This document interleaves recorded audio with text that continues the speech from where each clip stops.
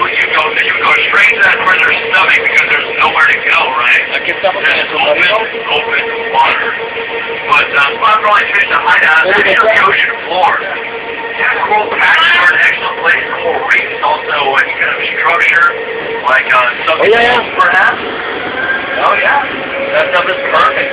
That allows all the little fish to kind of scurry away and hide behind something. So those big predators like sharks or mahi-mahi or any kind of other large predators won't be able to follow that Submarino. So friends, right now we're about 96 feet, 97 feet of water above us. And we're about to get to our first dive site. And I'd really like to get your attention here. I know that we're all sitting on kind of back-to-back right now. And this makes it pretty much impossible for our pilot, Rich, to show us the dive site to both sides at exactly the same time. Does that make sense? Yes, both sides do the same thing. Good. Physics are still working out here. If you think about this, what's going to happen is we're going to show one side of the dive site first. We'll then spin the submarine around and show the opposite side as well. This way, both sides are going to get a front row view, and both sides are going to get equal viewing time, which is always important.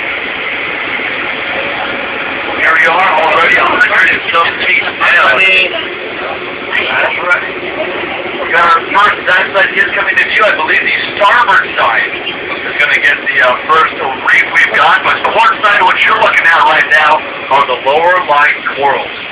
Now, these corals pretty much include stuff like little finger coral that looks like fingers pointing towards the sky. We've even got cauliflower coral that looks like the head of a cauliflower. It's very scientifically named, of course.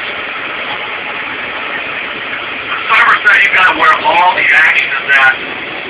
Take a look. You have a large plate coral reef. Oh, that's right. You got plenty of fish.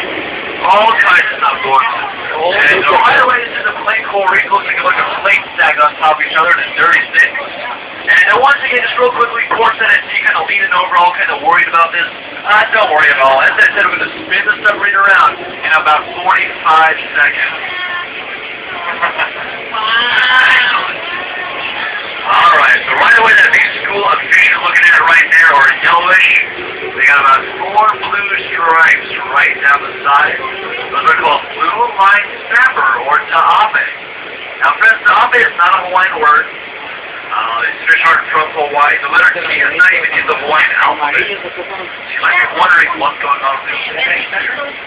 Those are actually brought over as a failed experiment in 1956. I guess around that time, the Game and Parks Commission, or the Aquatics Division, I believe, had thought that there was a big open void out here for fish to kind of congregate. And so they said that they could go ahead and add a couple of species of fish that wouldn't cause any problems. Why not? Unfortunately, like many other experiments in 1955, this one went horribly wrong. Horribly wrong. That's right. What ended up happening was the commission decided, well, let's show several different kinds of fish. The ones you're seeing right here, the ta'ape, are actually from the Marquesas Islands of French Polynesia and Tahiti. On out there. And kind of an interesting situation, alright? And they dropped them out here in several different increments to kind of see how they work out. Unfortunately, folks, they didn't. I guess that's a strange situation. As you can tell by the size of the fish, they're really not large enough for human consumption. It would take about 2 or 3 to make enough meat for a fish taco. 2 or 3 maybe 4. That's right. And also, I'm not quite sure who decided to choose these fish, but they also picked a fish that had a kind of a strange flavor to it. It's not a bad taste, but it's an acquired taste, and just a kind of